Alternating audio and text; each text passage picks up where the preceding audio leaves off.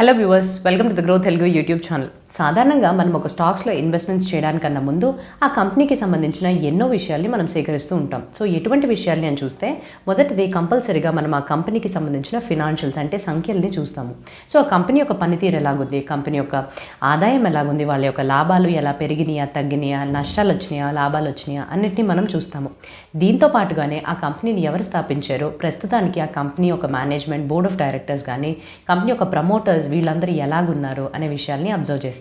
And ఆ company ఎటువంటి వస్తువుల్ని కానీ ఆర్ ఎటువంటి సేవల్ని అందిస్తుంది అండ్ ఎటువంటి సెక్టార్లో ఆ వ్యాపారాన్ని కొనసాగిస్తుంది అండ్ ఆ సెక్టార్కి గల గ్రోత్ ఎలాగున్నాయి, అవకాశాలు ఉన్నాయా లేవా, ఆర్ లేకపోతే ఏదన్నా ఒక న్యూస్ ఛానల్ ఆర్ ఏదన్నా ఒక న్యూస్ ఐటమ్ వల్ల లాభం ఉందా నష్టం ఉందా. సో ఇటువంటి చాలా రకాల విషయాల్ని మనం పరిగణలోకి తీసుకుంటాం. అండ్ అట్లాంటి ఒక ముఖ్యమైన విషయమే ఆ కంపెనీ ఏదైతే ఇండస్ట్రీలో ఆపరేట్ చేస్తుందో ఆ ఇండస్ట్రీలోని మిగతా ప్లేయర్స్ ఎలాగున్నారు అంటే ఆ కంపెనీకి సంబంధించినంత వరకు పోటీ ఎలాగుందనేది చూస్తాం. ఎందుకంటే ఇవాళ రేపట్లోనే చాలామంది పోటీ అని ఒక పర్టికులర్ ఇండస్ట్రీలోకి ఎంట్రీ అనేది పొందుతున్నారు. అండ్ ఇలాగా ఒకే ఆప్షన్కి మనకి 10 రకాల ప్రోడక్ట్స్ దొరకడం అండ్ ఒకరికన్నా ఒకరు చూసి ప్రోడక్ట్స్ యొక్క ధరల్ని తగ్గిస్తూ ఉంటే కస్టమర్స్ అటువైపుగా మళ్ళడం. సో ఒక కంపెనీ యొక్క ప్రాఫిట్స్ ఆర్ అలాగొచ్చే ఆదాయాలు వీటన్నిటినీ కూడా ఈ కాంపిటీషన్ ఆర్ పోటీ అనే ఫ్యాక్టర్ చాలా వరకు ప్రభావిస్తుందన్నమాట. సో అందుకనే ఈ ప్రభావితం చేసే ఈ పర్టికులర్ ఫ్యాక్టర్ని చాలా ఎక్కువ తీరులోనే ప్రతి ఒక్కరు కూడా అది అనలైజ్ చేస్తూ ఉంటారు. సో ఈ కాంపిటేటివ్ అడ్వాంటేజ్ అనేది చాలా ఒకటి అవసరమైన విషయం. సో ఏదైతే కంపెనీని మీరు చూస్తున్నారో ఆ కంపెనీకి కానీ వాళ్ళ యొక్క పోటీదారులు మిగతా వాళ్ళకన్నా ఏదో ఒక యూనిక్ అయిన ఫీచరు లేకపోతే ఏదైనా ఒక ఇంపార్టెంట్ అయిన స్పెషాలిటీ ఉంది అని మనకు తెలిస్తే తప్పకుండా వీళ్ళ యొక్క ఆదాయం అండ్ లాభాలు అనేవి స్థిరంగానే ఉంటాయి, పనితీరు కూడా చాలా బాగానే మెరుగ్గా మిగతా వాళ్ళకన్నా ఉంటుంది అని ఒక నమ్మకం రావడం అనేది చాలా ఇంపార్టెంట్. అయితే ఈరోజు నేను మీ ముందుకి ఎటువంటి కంపెనీస్ యొక్క స్టాక్స్ యొక్క వివరాలతో వచ్చేసాను అని అంటే నేను ఈ పర్టికులర్ వీడియోలోని 6 స్టాక్స్ గురించి మెన్షన్ చేయబోతున్నాను. అయితే ఈ 6 స్టాక్స్ కానీ చూసినట్టయితే వాళ్ళు పనిచేస్తూ వాళ్ళు వ్యాపారం చేస్తున్న ఏదైతే ఇండస్ట్రీ ఉందో అందులోని వాళ్ళే మార్కెట్ లీడర్స్గా మోనోపొలీని నేనే రాజు నేనే మంత్రి ఆర్ నేనే అన్నిటికీ రాజుని అనే ఒక పాలసీ తోటి ఇప్పటి వరకు ఆపరేట్ చేస్తున్నారు. అయితే ఈ కంపెనీ ఎటువంటి వ్యాపారాలు చేస్తున్నాయి అండ్ వాళ్ళ యొక్క బలాలు ఏంటి, బలహీనతలు ఏంటి అండ్ వాళ్ళ యొక్క నంబర్స్ ఎలాగున్నాయని చూసేద్దాం. అయితే ఈ సంఖ్యల్ని మేము తీసుకుని కంప్యూట్ చేసిన డేట్స్ అయితే 22 జూలై యొక్క క్లోజింగ్ ప్రైజెస్ని తీసుకుని చేయడం జరిగింది. అండ్ మేము 6వది అంటే లాస్ట్లో మెన్షన్ చేయబోయే కంపెనీయే మార్కెట్ క్యాపిటలైజేషన్ ఆధారంగా మేము తీసుకోవడం జరిగింది. అండ్ హైయెస్ట్ అంటే చాలా ఎక్కువ మార్కెట్ క్యాపిటలైజేషన్ ఉన్న కంపెనీ 6వ కంపెనీగా మేము ముందుకు తీసుకొస్తాం. సో వీడియోలోకి వెళ్ళడానికన్నా ముందు మీరు కానీ ఇంకా గ్రో తెలుగు యూట్యూబ్ ఛానల్కి సబ్స్క్రైబ్ చేసుకున్నట్టయితే మా బెల్ ఐకాన్ని క్లిక్ చేసుకోండి. అండ్ మా ఛానల్కి సబ్స్క్రైబ్ చేసుకున్నట్టయితే ఇటువంటి ఎంతో ఇన్ఫర్మేటివ్ కంటెంట్ని ఎప్పటికప్పుడు మేము ముందుకు తీసుకొస్తూనే ఉంటాం. నేను సిఏ హిరణ్మేండి. ఈరోజు మనం చూడబోయేది 6 కంపెనీస్ యొక్క స్టాక్స్ ఏవైతే మోనోపొలీ స్టేటస్ని ఎంజాయ్ చేస్తున్నాయో. So company number 1 HLE Glascoat company. So ఈ హెచ్ఎల్ఈ గ్లాస్కోట్ కంపెనీ గురించి మనం చాలా తక్కువగానే వినుంటాం. అయితే ఇది ఎటువంటి ఇండస్ట్రీలో ఆపరేట్ చేస్తుంది అని అంటే వీళ్ళు filtration, drying equipment and glass line పరికరాలు, సో ఇటువంటి ఎక్విప్మెంట్స్ తయారీలోని వీళ్ళే మార్కెట్ లీడర్స్గా ఉన్నారు. అయితే వీళ్ళ యొక్క మార్కెట్ షేర్ ఈ పర్టికులర్ బిజినెస్కి కానీ చూసినట్టయితే 60% మార్కెట్ షేర్తో ఆపరేట్ చేస్తున్నారు. అండ్ వీళ్ళ యొక్క మార్కెట్ క్యాపిటలైజేషన్ 4,482 crores ఉంది. అయితే వీళ్ళు తయారు చేసి ఈ పరికరాలని ఎక్కడ వాడతారు? సో సాధారణంగా నా లాంటి వాళ్ళు ఈ పర్టికులర్ ప్రోడక్ట్స్ని వాడరండి, వీటిని ఇండస్ట్రీస్లో వాడతారు. సో ఎటువంటి ఇండస్ట్రీస్లోనంటే మొదటిది ఎవరైతే మందులు తయారు చేస్తారో ఈ ఫార్మా కంపెనీస్ వాళ్ళు ఈ పరికరాలని వాడుతూ మందుల్ని తయారు చేస్తారు. అండ్ రసాయనాలు తయారు చేసే కంపెనీ వాళ్ళు వివిధ రకమైన స్పెషాలిటీ రసాయనాల్ని ఈ పర్టికులర్ పరికరాలని వాడుతూ తయారు చేస్తారంట. అండ్ లెబారెటరీస్ ఎక్కడైతే చాలా రకాల పరిశోధనలు పరీక్షలు అన్ని నిర్వహిస్తారో అటువంటి లెబారెటరీస్లోని వీళ్ళ యొక్క గ్లాస్ లైన్ ఎక్విప్మెంట్స్ ఆర్ పరికరాలు ఏవైతే ఉన్నాయో దాన్ని వాడటం చేస్తున్నారు. అయితే ఈ కంపెనీకి గల బలాలు ఏంటి అని అంటే సో ఈ కంపెనీ యొక్క క్లయింట్ బేస్ కానీ మీరు చూసినట్టయితే చాలా పెద్ద క్లయింట్స్ వీళ్ళ యొక్క కస్టమర్స్ అని చెప్పుకోవచ్చు. సో అందువల్లే వీళ్ళ ఆదాయాలు చాలా స్థిరంగా ఉంటాయి. సో కొంతవరకు మనం ఎగ్జాంపుల్స్ చెప్పుకోవాలంటే జైడస్ లైఫ్ సైన్సెస్ వాళ్ళు, జిఎస్కే వాళ్ళు, సింజెంటా వాళ్ళు, సన్ ఫార్మా వాళ్ళు అండ్ సనోఫీ వాళ్ళు. సో ఇది మాత్రమే కాకుండా ఈ కంపెనీ ఏవైతే వస్తువుల్ని ఆర్ పరికరాల్ని తయారు చేస్తుందో దాని వెనకాతల ఒక బలమైన ఇంజనీరింగ్ డివిజనే ఉందండి. అండ్ ఈ ఇంజనీరింగ్ డివిజన్ వెనకాతల ఒక చాలా గట్టి అయిన పరిశోధన చేసే ఫెసిలిటీ అనేది ఉంటుంది. సో ఎప్పటికప్పుడు ప్రపంచవ్యాప్తంగా మన దేశవ్యాప్తంగా కాకుండా ప్రపంచవ్యాప్తంగా కూడా చాలా వరకు క్వాలిటీని మెయింటైన్ చేస్తూ స్టాండర్డ్స్ని మీట్ అవ్వాలి అనే రకంగానే వీళ్ళు పనితీరుని చూపిస్తున్నారు. అటువంటి వస్తువులనే తీసుకొస్తున్నారు మన ముందుకి. అండ్ రెండవ బలం వీళ్ళకి కానీ మనం అనలైజ్ చేసి చూసినట్టయితే ప్రాసెస్ ఇంజనీరింగ్. అంటే వీళ్ళు ఏవైతే వస్తువుల్ని ఆర్ హై ప్రెసిషన్ మెషినరీస్ని వీళ్ళు వాడే పరికరాలని ఆర్ వీళ్ళు తయారు చేసే పరికరాల కోసం చాలా ఎక్కువ మోతాదులో హై ప్రెసిషన్ మెషినరీస్ అనేవి వాడుతూ ఉంటారు. సో దీనివల్ల ఆ మెషినరీస్ అవుట్పుట్ ఎక్కువ ఇవ్వడం మాత్రమే కాకుండా లేబర్ అంటే మనం మనుషుల ద్వారా చేయించుకునే పనిని కూడా చాలా వరకు తగ్గించేస్తున్నారు. అండ్ ఫైనల్గా ఈ కంపెనీ వాళ్ళు వాళ్ళ యొక్క బిజినెస్ని ఎలా ఎక్స్పాండ్ చేసుకుంటున్నారు అని అంటే ఎక్కడికెక్కడ ఆల్రెడీ స్థిరమైన బిజినెస్లు కనిపిస్తాయో వాళ్ళని వీళ్ళు కొనుగోలు చేస్తూ ఆ పర్టికులర్ దేశాల్లోకి చొచ్చుకుపోతున్నారు. సో ప్రెసెంట్గా వీళ్ళు జర్మనీ అండ్ ఇతర యూరోపియన్ దేశాల్లోకి ఎంటర్ అవ్వడం కోసం దాదాపుగా 12 మిలియన్ యూరోస్ పెట్టి ఒక కంపెనీని కొనుగోలు చేశారు. అదే థాలటెక్ GmbH. సో దీని ద్వారా జర్మనీ అండ్ మిగతా దేశాల్లో కూడా వాళ్ళ ఎంట్రీని సాధించారు. సో ప్రస్తుతం ఈ కంపెనీ దాదాపు 22 దేశాల్లోని ఆపరేట్ చేస్తుంది. 1951లోని ఈ కంపెనీని స్థాపించారు. అండ్ నెక్స్ట్ ఈ కంపెనీకి సంబంధించిన బలహీనతలు కానీ చూస్తే గత 5 సంవత్సరాల్లో వీళ్ళ యొక్క డెట్ ఈక్విటీ రేషియో రుణాల మీద వీళ్ళు ఎక్కువగా ఆధారపడుతున్నారు. సో 24% ఉండేది కాస్త 81% కింద మారిపోయింది. అండ్ ఈ కంపెనీ యొక్క వాల్యుయేషన్ మనం ఇండస్ట్రీతో పోల్చుకుని చూసినప్పటికీ చాలా రెట్లు అధికంగా పెరిగిపోయింది. సో ఇండస్ట్రీ యొక్క PE రేషియో 24% అయితే వీళ్ళది 77% వరకు వీళ్ళు రికార్డ్ చేసుకున్నారు. ఇది కంపెనీ నెంబర్ 1. అండ్ ఈ కంపెనీ నెంబర్ 1కి సంబంధించిన నంబర్స్ని చూసేద్దాం. మొదటిది current market price 3282.60 rupees, PE ratio 72.57, debt equity ratio 0.73 times, 5 years యొక్క sales 44.23%, return on equity 27.30%, 1 year గల రిటర్న్ నష్టం 6.75%, 5 years return 79.62, 200 days simple moving average 5260.2, RSI 14 value 44.4. Company number 2 IEX, Indian energy exchange. So Indian electricity exchange అనేది ఒక fully automated అంటే కంప్లీట్గా ఆటోమేషన్కి చెందిన ఒక trading platform. So ఈ ప్లాట్ఫామ్లో ఎటువంటి విషయాల్ని ఆర్ ఎటువంటి వస్తువుల్ని ట్రేడ్ చేస్తామంటే విద్యుత్, ఎలక్ట్రిసిటీ ట్రేడ్ చేయబడుతుందండి. అండ్ వీళ్ళు ఫిజికల్ డెలివరీ నుంచి రెన్యూవబుల్స్ నుంచి అండ్ సర్టిఫికేట్స్ వంటి సేవల్ని మనకు అందిస్తూ ఉంటారు. సో వీళ్ళు ఎనర్జీ ఎక్స్చేంజ్ బిజినెస్లోని దాదాపుగా 95% షేర్ని హోల్డ్ చేసి మార్కెట్ లీడర్స్గా అనే మొనోపొలీ స్టేటస్ని ఎంజాయ్ చేస్తున్నారు. అయితే వీళ్ళ యొక్క market capitalisation 14,464 crores of rupees. అయితే వీళ్ళ యొక్క ఫ్యూచర్ ఎలా ఉంటుంది అని చూసినట్టయితే మనం డెవలప్డ్ కంట్రీస్తో పాటు పోల్చుకున్నట్టయితే ఈ ఇండియన్ పవర్ షేర్ ఆర్ ఈ మార్కెట్ సెగ్మెంట్ ఏదైతే ఉందో జస్ట్ 6% మాత్రమే పెనిట్రేట్ అయి ఉంది. సో వీళ్ళకి ఎదుగుదల అవకాశాలు అనేవి చాలానే ఎక్కువగానే ఉన్నాయి.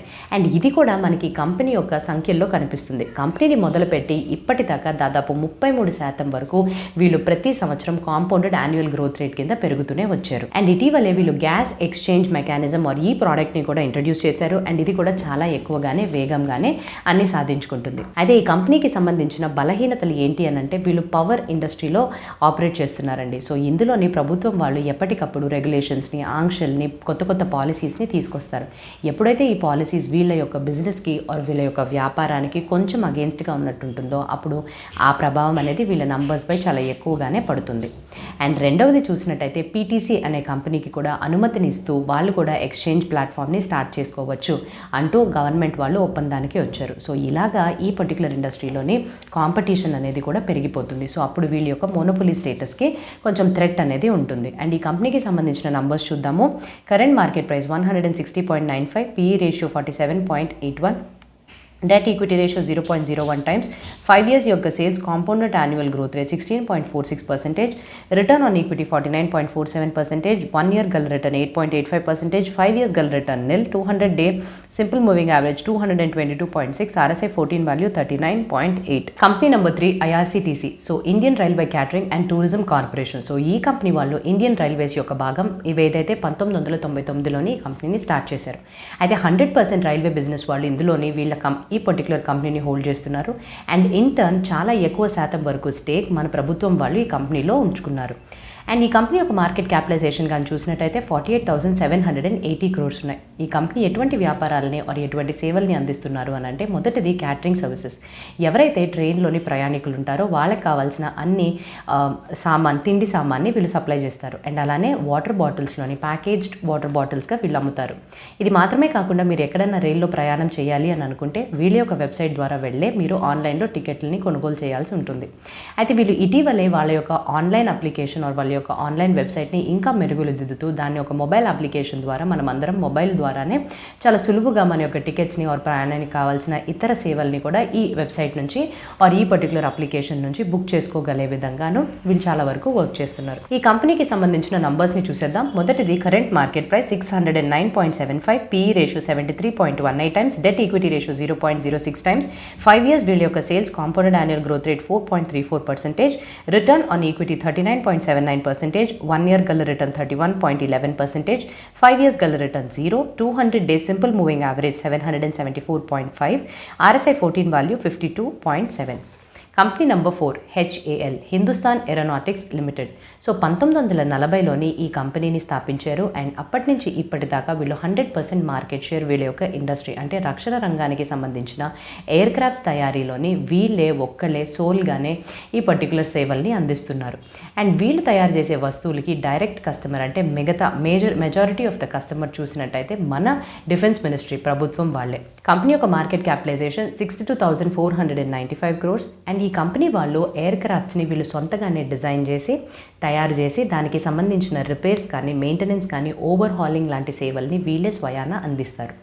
అండ్ ఇది మాత్రమే కాకుండా 1982లోని వీళ్ళు గవర్నమెంట్ వాళ్ళ చేత ఒప్పందానికి దిగి వీళ్ళు MiG-27M అనే ఎయిర్ క్రాఫ్ట్ని వీళ్ళు సొంతగానే తయారీ చేసుకోవడానికి ఒప్పందంలోకి దిగారు. అయితే ఈ కంపెనీ గల బలాలు చూసినట్టయితే నేను చెప్పినట్టుగానే వీళ్ళకి 90% వరకు ఆదాయం డిఫెన్స్ మినిస్ట్రీ అంటే మన ప్రభుత్వం వాళ్ళ దగ్గర నుంచి రావటం మూలాన వీళ్ళ యొక్క ఆదాయం అనేది స్థిరంగా ఉంటుంది. అండ్ రెండవది వీళ్ళ యొక్క ఆత్మనిర్భర్ భారత్ ఈ పర్టికులర్ ప్రోగ్రామ్ వల్ల వీళ్ళ యొక్క డిమాండ్ కూడా ఆర్ వీళ్ళు తయారు చేయవలసిందంటే మన దేశంలోనే తయారు సొంతగా చేయాలి కాబట్టి సో ఈ డిఫెన్స్ ఆర్ రక్షణ రంగాన్ని మనం ఎక్కడి నుంచి బయట వాళ్ళకి ఇవ్వలేము కాబట్టి వీళ్ళ యొక్క ఎదుగుదలకు కావాల్సిన అవకాశాలు కూడా చాలా మెరుగ్గానే కనిపిస్తున్నాయి. అయితే ఈ కంపెనీకి ఉండే ఏకైక బలహీనత ఏంటి అని అంటే వీళ్ళకి కావాల్సిన ముడి సరుకుల్లోని స్టీల్ అండ్ అల్యూమినియం అనేది చాలా ఇంపార్టెంట్గా ఉంటుంది. అయితే వీటన్నిటికీ కూడా చాలా వరకు ఫ్లక్చువేషన్స్ అంటే ఈ పర్టికులర్ ధరల్లోనే ఎప్పటికప్పుడు మార్పులు చేర్పులు రావడం వల్ల ఈ కంపెనీ యొక్క లాభాలు అండ్ ఆదాయంపై ఆ ఒక ప్రభావం అనేది పడుతుంది. అయితే ఈ కంపెనీకి సంబంధించిన నంబర్స్ చూసేద్దాం.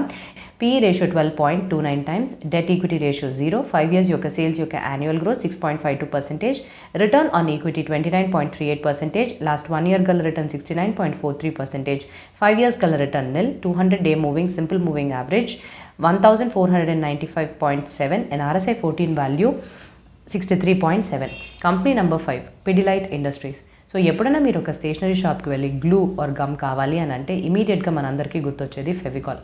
సో ఈ ఫెవికాల్ అనే బ్రాండ్ని అంతలా మన ముందుకు తీసుకొచ్చింది పిడిలైట్ ఇండస్ట్రీస్ వాళ్ళు. సో వీళ్ళు అడ్హెసివ్ మార్కెట్ ఆర్ ఈ అడ్హెసివ్ ఇండస్ట్రీ ఏదైతే ఉందో అందులోనే 70% వరకు మార్కెట్ షేర్ని కైవసం చేసుకుని మార్కెట్ లీడర్స్గా పేరు పొందారు.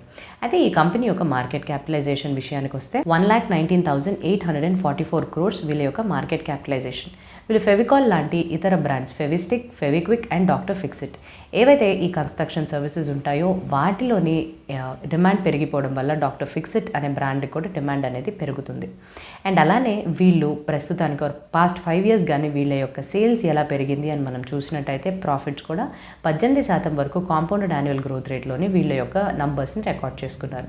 అండ్ వీళ్ళ యొక్క బలాలు ఏంటి అని మనం చూస్తే స్ట్రాంగ్ బ్రాండ్ ప్రెజెన్స్. సో నేను ఫెవికాల్ అనేది ఎంతలాగా మన ఒక హౌస్ హోల్డ్ బ్రాండ్ అయిపోయిందో అంతలా వీళ్ళ యొక్క కస్టమర్స్ లాయల్టీని యాడ్ చేసుకుంటూ వాళ్ళ యొక్క షేర్ హోల్డర్స్కి ఎప్పటికప్పుడు వాల్యూ అడిషన్ని ఇస్తున్నారు. అండ్ అలానే ప్యాకేజింగ్ ఇండస్ట్రీ ఎంతో కొంత అంటే డిమాండ్ పెరిగిపోవడం వల్ల ప్యాకేజింగ్ ఇండస్ట్రీలోని ఈ గమ్ అనేది చాలా ఇంపార్టెంట్ వల్ల వీళ్ళ ప్రోడక్ట్స్కి కూడా ఎటువంటి విధంలోనూ ఏది తగ్గట్లేదు అంటే డిమాండ్ అనేది తగ్గట్లేదు. ఈ కంపెనీ కలిగిన నంబర్స్ కానీ చూసినట్టయితే మొదటిది current market price 2,357.75 rupees, PE ratio 98.75, debt equity ratio 0.06 times, 5 years యొక్క సేల్స్ యొక్క growth 12.05%, return on equity 20.23%, 1 year గల రిటర్న్ 2.22%, 5 years గల return 23.76%, 200 day simple moving average 2,356.2, RSI 14 value 68.6.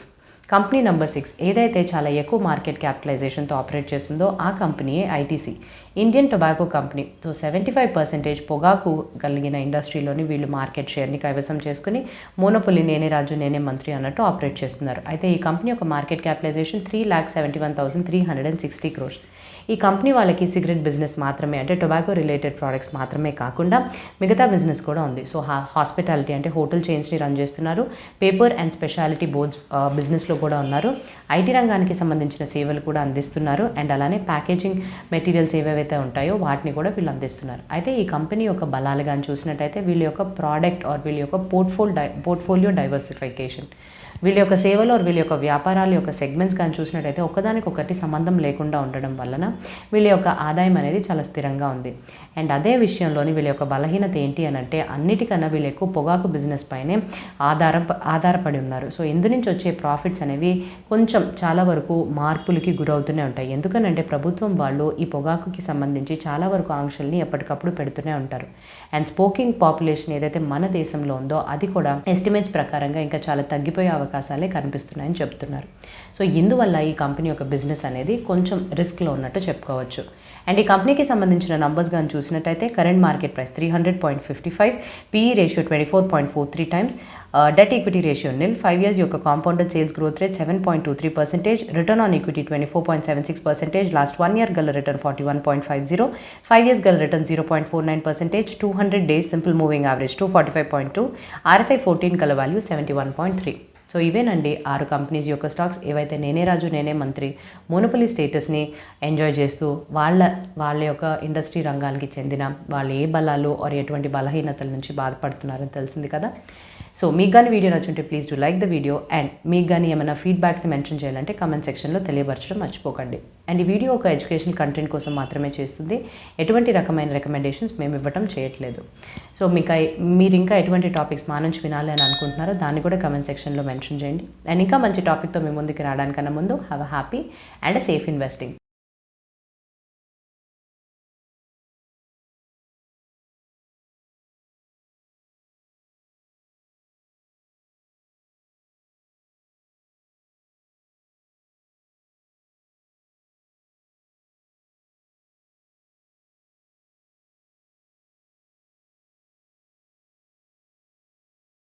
Investment in securities market are subject to market risks. Read all the related documents carefully before investing. Please read the risk disclosure documents carefully before investing in equity shares, derivatives, mutual fund, and or other instruments traded on the stock exchanges.